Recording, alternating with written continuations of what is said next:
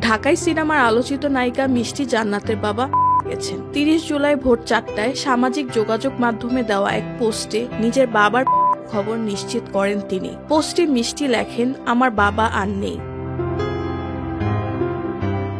তার এই পোস্টটি প্রকাশের পর থেকেই চলচ্চিত্র অঙ্গনে নেমে এসেছে শোকের ছায়া। সহকর্মী ও শুভাকাঙ্ক্ষীরা তার পরিবারকে সমবেদনা জানাতে শুরু করেছেন। মিষ্টি জান্নাতের পরিবারের প্রতি নেমে এসেছে গভীর শোক।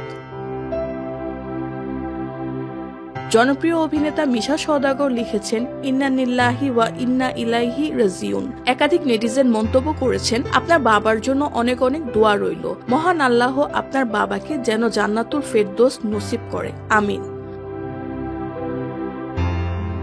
2014 সালে লাভ স্টেশন সিনেমার মাধ্যমে চলচ্চিত্রে পা রাখেন মিষ্টি জান্নাত। তিনি শুধু অভিনয় নয়, পেশাদার চিকিৎসক হিসেবেও সফলভাবে দায়িত্ব পালন করছেন।